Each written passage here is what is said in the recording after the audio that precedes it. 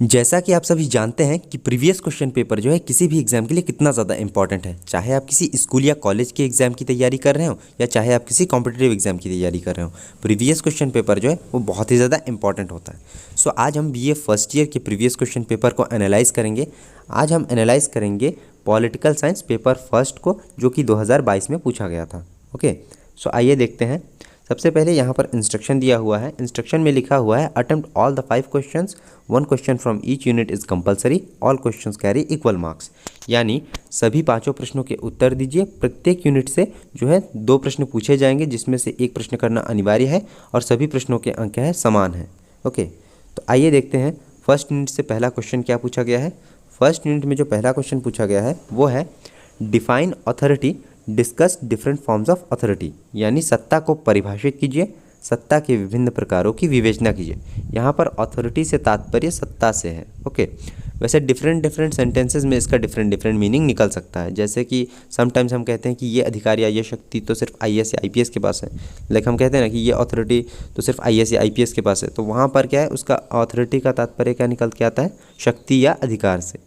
तो क्या different sentences में डिफरेंट मीनिंग निकल सकता है एक वर्ड का। क्लियर है। अब जहाँ पर हम बात कर रहे थे किसकी, सत्ता को परिभाषित करने की, तो सबसे पहले तो आप क्या सत्ता से आप क्या समझते हैं, सत्ता की क्या अवधारणा है, सत्ता का क्या अर्थ है, उसे आप लिखेंगे। देन फिर आप इसकी परिभाषा लिखेंगे और फिर आप सत्ता के विभिन्न प्रकारों को लिखेंगे। ओके, अब देखिए अथवा में क्या दिया हुआ है। अथवा में दिया हुआ है describe behaviourism and post behaviourism study methods of political science. यानी राजनीति विज्ञान की व्यवहारवादी एवं उत्तर व्यवहारवादी अध्ययन पद्धतियों का वर्णन कीजिए। ओके, आइए अब देखते हैं यूनिट सेकंड्स में जो क्वेश्चन पूछे गए हैं वो क्या है। यूनिट सेकंड में क्वेश्चन पूछा गया है discuss the organism state theory. यानी राज्य के सावयविक सिद्धांत की विवेचना कीजिए। यहाँ पर वर्ड मिस्टेक है, ये सावयविक नहीं होता है, सावयविक होता है। ओके, तो क्या है, राज्य के सावयविक सिद्धांत की विवेचना कीजिए। देन अथवा में दिया हुआ है describe the social contract theory of origin of state. यानी राज्य की उत्पत्ति के सामाजिक समझौता सिद्धांत का वर्णन कीजिए। ओके, राज्य की उत्पत्ति के सामाजिक समझौता सिद्धांत का वर्णन कीजिए। तो ये क्वेश्चन जो है बहुत ही ज़्यादा इंपॉर्टेंट है, ये एग्जाम में कई बार पूछा गया है, तो आप इसको क्या है तैयार कर लीजिएगा। ओके, कहीं पे कोई दिक्कत हो आप मुझे कमेंट सेक्शन में बता सकते हैं।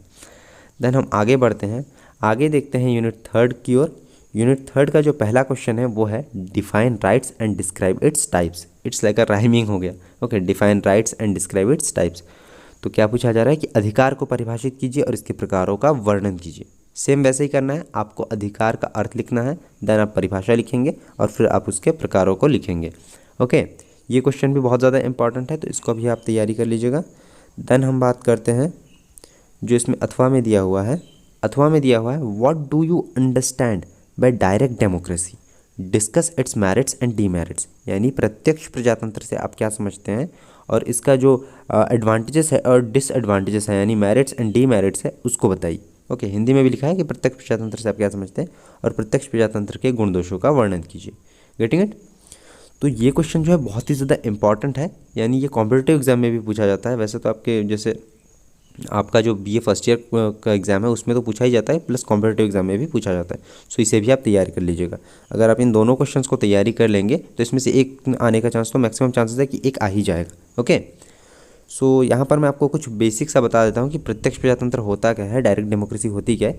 जैसे कि आपके गांव में पंचों का चुनाव होता है, तो जो वयस्क व्यक्ति होते हैं 18 साल या 18 साल से ऊपर के व्यक्ति होते हैं, वो क्या करते हैं, सीधे पंच को ही वोट डालते हैं। ओके, यानी वो डायरेक्टली अपने प्रतिनिधि को चुन रहे हैं, तो ये कहलाता है डायरेक्ट डेमोक्रेसी।